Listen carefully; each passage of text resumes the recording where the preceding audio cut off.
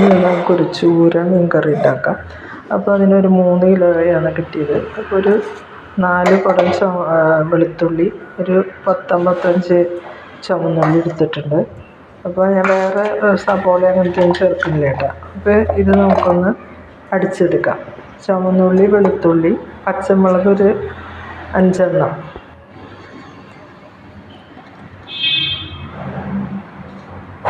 ഇതൊക്കെ കൂടി നമുക്ക് അടിച്ചു കൊണ്ടുവരാം.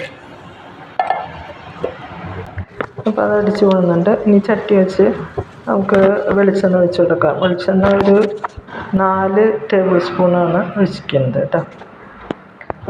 പിന്നെ ആവശ്യത്തിന് നമുക്ക് ഒഴിച്ച് കൊടുക്കാം.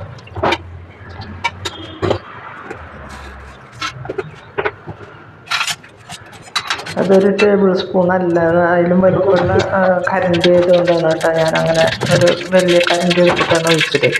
അപ്പോൾ ഒരു 2 ടേബിൾ സ്പൂൺ ഉണ്ടാവും ഒരു കരണ്ടി.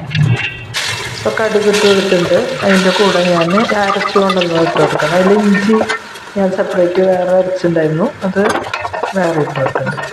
അപ്പോൾ ഇങ്ങനെ അരച്ചിട്ട് ചേർക്കുമ്പോൾ എന്താണെന്ന് വെച്ചാൽ കറിക്ക് നല്ല കൊഴുപ്പായിരിക്കും. ഇതൊരു കോട്ടയം സ്റ്റൈൽ മീൻ കറിയാണ് കേട്ടോ. പിന്നെ നന്നായി വഴറ്റിയെടുക്കുക. വെളിച്ചെണ്ണയിൽ നിന്നിട്ട് അതൊന്ന് മൂത്ത് വരട്ടെ. വളരെ ടേസ്റ്റി ആയിട്ടുള്ള എത്ര ദിവസമാണ്, ഒരു 3-4 ദിവസം എന്തായാലും പുറത്ത് വെച്ചാൽ തന്നെ ഇരിക്കും. ഒന്ന് ചൂടാക്കി വെച്ചാൽ അത്ര അത് ഓരോ ദിവസം ചെല്ലുമ്പോഴാണ് ഈ കറിക്ക് നല്ല ടേസ്റ്റായിട്ട് വരുന്നത്. ഇത് തേങ്ങയൊന്നും ചേർക്കാത്ത നല്ല മുളക് കറിയാണ് കേട്ടോ.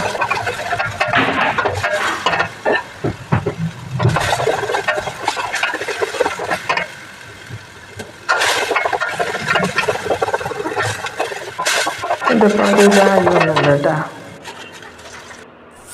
ഇതിലേക്ക് നമുക്ക് കുറച്ച് വേപ്പില ഇട്ട് കൊടുത്ത് മുറിച്ചെടുക്കാം. മഞ്ഞൾപ്പൊടി ഇട്ട് കൊടുത്തിട്ടുണ്ട്. ഒരു 2 ടേബിൾ സ്പൂൺ ആണ്. ഇതിപ്പോൾ 4 ടേബിൾ സ്പൂണ് കാശ്മീരി മുളക് പൊടി ഇട്ട് കൊടുത്തിട്ടുണ്ട്. ഒരു 2 ടേബിൾ സ്പൂണ് സാധാ മുളക് പൊടി ഞാൻ ഇട്ടു കേട്ടോ, കാണിക്കാൻ പറ്റിയില്ല. അതിൻ്റെ കൂടെ തന്നെ ഉലുവാപ്പൊടി ഒരു ചെറിയ സ്പൂൺ ഇട്ട് കൊടുത്തിട്ടുണ്ട്. മറ്റൊക്കെ ഞാൻ ടേബിൾ സ്പൂണാണ് ഇട്ടാണത് കേട്ടോ.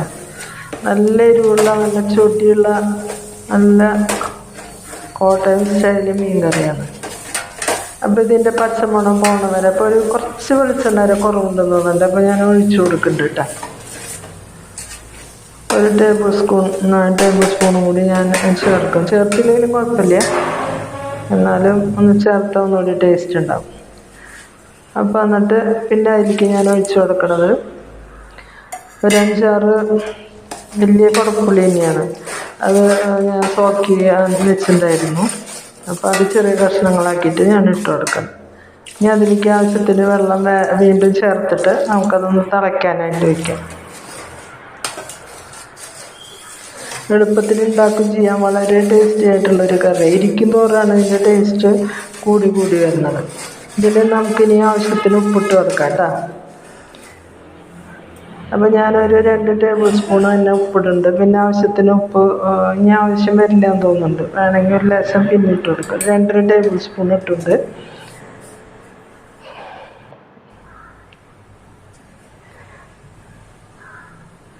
ഇത് നന്നായി തിളച്ച് വരുന്നുണ്ട്. തിളച്ച് വരുമ്പോൾ നമുക്ക് ഇതിലേക്ക് മീൻ ഓരോന്നായിട്ട് പറക്കിയിടാം. ഒരു 3 കിലോ ഉണ്ട് കേട്ടോ മീൻ.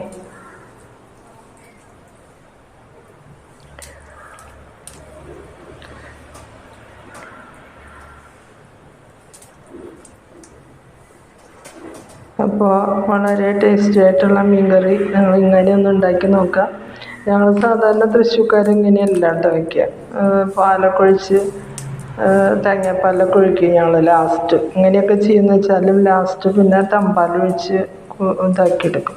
അപ്പം അതിൻ്റെ ഒന്നും ആവശ്യമില്ല. നല്ല രസമായിട്ട് കുറുകി വരുന്ന നല്ല മീൻ കറിയാണത്. അപ്പോൾ ഇതിൽ ഇനി നമുക്കിത് അടച്ച് വെച്ചിട്ട് പറ്റിച്ചെടുക്കണത് കേട്ടോ.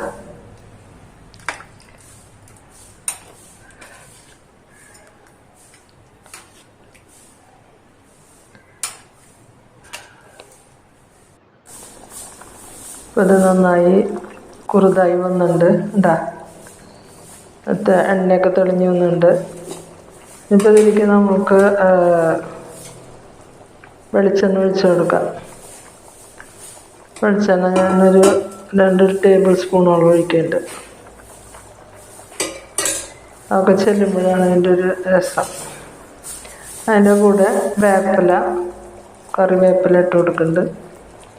അപ്പോൾ നമ്മുടെ കറി റെഡി ആയിട്ടുണ്ട്. നിങ്ങൾക്ക് ഇഷ്ടപ്പെട്ടാൽ ലൈക്ക് ചെയ്യാനും ഷെയർ ചെയ്യാനൊന്നും മറക്കരുത്. ഇതേപോലെ ഉണ്ടാക്കി നോക്കുക. ഒരു ദിവസം കഴിഞ്ഞിട്ട് ഉപയോഗിക്കുന്നതാണ് ഇതിൻ്റെ ടേസ്റ്റ് കേട്ടോ. അപ്പോൾ തണുപ്പിച്ച് നമുക്ക് ഫ്രിഡ്ജിൽ കയറ്റി വയ്ക്കാം. നമുക്ക് കുറേശ്ശെ എടുക്കുകയും ചെയ്യാം. അപ്പോൾ thank you, bye, see U.